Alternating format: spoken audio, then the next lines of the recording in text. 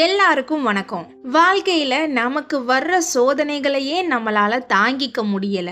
இதுல நமக்கு பிடிச்சவங்க, நம்ம கூடவே இருக்கிறவங்க, நம்ம ரத்தமே நமக்கு எதிரியா மாறினா அந்த வலி எப்படி இருக்கும்? வெளியே போனா 1000 எதிரிகள் இருக்கலாம், அத பத்தி நமக்கு கவலை இல்லை. ஆனா நிம்மதிக்காக வீட்டுக்குள்ள நுழையும் போது அங்க ஒரு முகம் உங்களை வெறுப்போட பார்க்குதுன்னா நீங்க உருப்படக்கூடாதுன்னு உங்க கூட இருக்கிறவங்க குழி பறிக்கிறாங்கன்னா அந்த நரகத்தை விட கொடுமை வேற எதுவுமே இல்லை. எதிரி எப்போ வருவான்னு காத்துட்டு இருக்கிறத விட கூடவே இருக்கிற எதிரி எப்போ சிரிப்பான்னு பார்த்து பயப்படுறது தான் இன்னைக்கு பல பேரோட வாழ்க்கையா இருக்கு.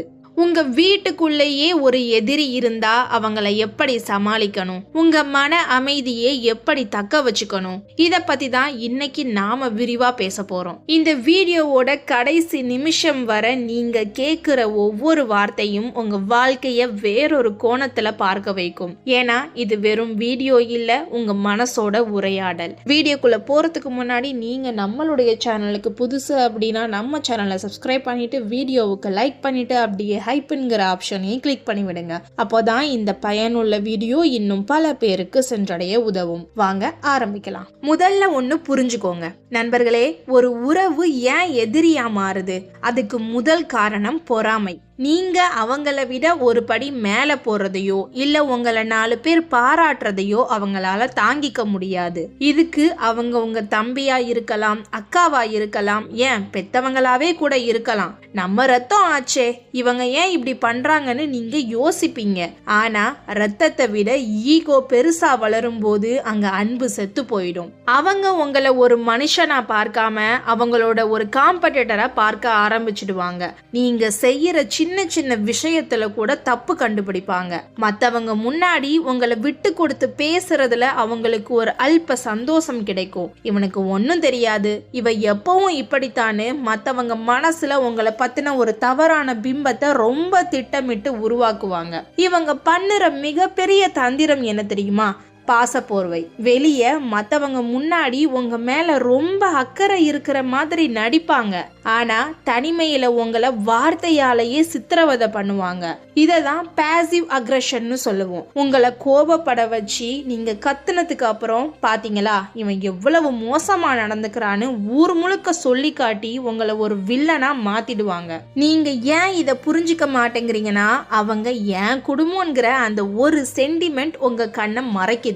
ஒரு செடி வளரணும்னா அதுக்கு தண்ணி ஊத்தணும். ஆனா அதே செடியை சுத்தி விஷ காளான் முளைச்சா அதை நீக்கித்தான் ஆகணும். உறவுங்கிறது மனசால இணைகிறது, வெறும் ரத்தத்தால மட்டும் இல்ல. இந்த உண்மையை நீங்க முதல்ல ஏத்துக்கிட்டாதான் அவங்க கிட்ட இருந்து உங்களை காப்பாத்திக்க முடியும். ரெண்டாவதா, ஒரு எதிரி வீட்டுக்குள்ளேயே இருந்தா உங்களுடைய கம்ஃபர்ட் ஜோன் அப்படின்னு சொல்லப்படுற வீடு ஒரு வார் ஜோனா மாறிடும். வெளியில வேலை செஞ்சுட்டு களைப்போட வரும்போது அப்பாடான உட்கார முடியாம அவங்க முகம் இன்னைக்கு எப்படி இருக்குமோன்னு பயந்துட்டே உள்ள நுழைய வேண்டி இருக்கும். இது உங்களோட தூக்கத்தையும் நிம்மதியையும் மொத்தமா காலி பண்ணிடும். மனசு எப்பவும் ஒரு விதமான பதற்றத்திலேயே இருக்கும். இது உங்களோட தன்னம்பிக்கையை அப்படியே அரிச்சிடும். ஒருத்தன் உங்களை வெளியில இருந்து திட்டுனா உனக்கு என்ன தெரியும்னு சொல்லிட்டு போயிடலாம். ஆனா உங்க கூடவே இருக்கிறவங்க உன்னால இது முடியாது, நீ இதுக்கு லாக்கி இல்லைன்னு திரும்ப திரும்ப சொல்லும் போது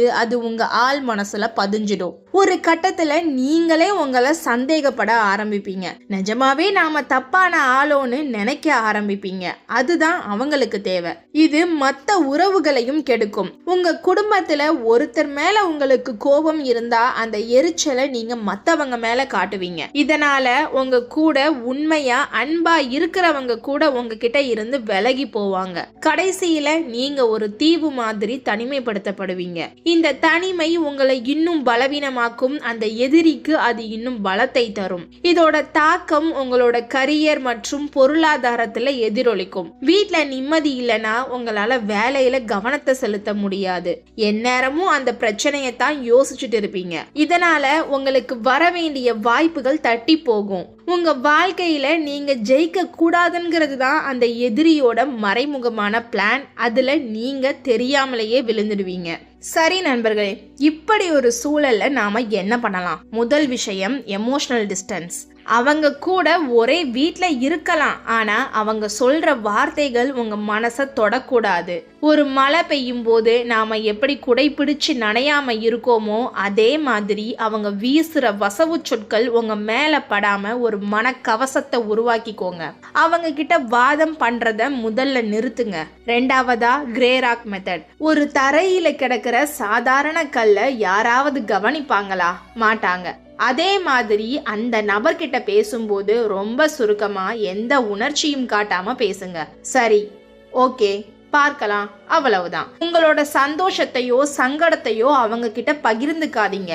நீங்க எவ்வளவு ரியாக்ஷன் கொடுக்காம இருக்கீங்களோ அவ்வளவுக்கு அவங்களுக்கு உங்களை நோகடிக்கிற ஆர்வம் குறைஞ்சிடும். மூணாவதா, உங்களுடைய ரகசியங்களை பாதுகாப்பா வைங்க. உங்களோட அடுத்த பிளான் என்ன, நீங்க என்ன சாதிக்க போறீங்கிறத அவங்க கிட்ட சொல்லவே சொல்லாதீங்க. ஏன்னா உங்க பலவீனங்களை வச்சுதான் அவங்க உங்களை தாக்குறாங்க. அவங்களுக்கு தீனி போடுறத நிறுத்துங்க. குடும்ப உறுப்பினர் தானேன்னு எதையும் சொல்லாதீங்க. சில விஷயங்களை மறைக்கிறது தப்பில்ல, அது உங்களோட தற்காப்பு. நாலாவதா, ரொம்ப எல்லை மீறி போகுது, உங்க உயிருக்கோ இல்ல உங்க மன நலத்துக்கோ ஆபத்து வருதுன்னா அங்கிருந்து விலகி போறதுல தப்பே இல்லை. அது அம்மாவோ அப்பாவோ கூட பிறந்தவங்களோ யாரா இருந்தாலும் உங்க உயிருக்கு மேல யாருமே இல்லை. காயப்படுத்துற உறவை விட கண்ணியமான தனிமை எவ்வளவோ மேல். முடிஞ்சா பிரிஞ்சு போங்க, இல்லனா அவங்க கூட இருக்கிற நேரத்தை ரொம்ப குறைச்சுக்கோங்க. இப்போ நீங்க செய்ய வேண்டியதெல்லாம் ஒன்னே ஒண்ணுதான். உங்க மேல மட்டும் கவனம் செலுத்துங்க. அவங்க ஏன் இப்படி பண்றாங்கன்னு யோசிச்சு உங்க நேரத்தை வீணாக்காதீங்க. அவங்க மாற மாட்டாங்க, ஆனா நீங்க மாறலாம். உங்களுக்கு பிடிச்ச விஷயங்களை செய்யுங்க, நல்ல புத்தகங்கள் படிங்க, புது இடங்களுக்கு போங்க. உங்க மனசை ஒரு பாசிட்டிவ் வட்டத்துக்குள்ள கொண்டு வாங்க. அடுத்ததா, பொருளாதார ரீதியா பலமாகுங்க. இன்னைக்கு பல பேர் இந்த மாதிரி நச்சு உறவுகளை சகிச்சுக்கிட்டு இருக்கிறதுக்கு காரணம் பண வசதி இல்லாததுதான். நீங்க எப்போ உங்க சொந்த காலில் நிக்க ஆரம்பிக்கிறீங்களோ அப்போ உங்களுக்கு ஒரு தைரியம் வரும். யார்கிட்டையுமே கையேந்தாத நிலையை உருவாக்குங்க. அந்த சுதந்திரம் தரும் சுகமே தனி. மூணாவதா, மன்னிப்பு. இத நான் எதுக்கு சொல்றேன்னா, அவங்க மேல வச்சிருக்கிற கோபம் உங்களை தான் எரிக்கும். அவங்க ஏதோ ஒரு மனநோயில இருக்காங்க, பாவம்னு நினைச்சு அவங்கள மன்னிச்சு விட்டுடுங்க. அது அவங்களுக்காக இல்ல, உங்க மனசு பாரம் குறையிறதுக்காக. அவங்கள உங்க மனசுல இருந்து இறக்கி வச்சுட்டா நீங்க லேசா உணர்வீங்க. அப்புறம் அவங்க என்ன பண்ணாலும் உங்களை அது பாதிக்காது. கடைசியா, ஒரு நல்ல நட்பு வட்டத்தை உருவாக்கிக்கோங்க. இரத்த உறவுகள் தராத அன்பை ஒரு நல்ல நண்பன் தருவான். உங்க மனசு விட்டு பேச ஒரு ஆள் இருந்தாலே பாதி பிரச்சனை தீர்ந்துடும். வாழ்க்கையில ஒரு கதவு அடைச்சா இன்னொரு கதவு கண்டிப்பா திறக்கும். உங்க குடும்பம் உங்களை வெறுக்குதுன்னா இந்த உலகம் உங்களை ஏத்துக்க காத்துட்டு இருக்குன்னு அர்த்தம். எதையும் தைரியமா எதிர்கொள்ளுங்க. பாருங்க நண்பர்களே, வாழ்க்கைங்கிறது ரொம்ப சின்னது. இத பொறாமையிலையும் பகையிலையும் கழிச்சுட்டு இருக்க நமக்கு நேரம் இல்லை. கூடவே இருந்து குளிப்பறிக்கிற உறவுகள் உங்களுக்கு ஒரு பாடத்தை சொல்லி கொடுக்க வராங்கன்னு நினைச்சுக்கோங்க.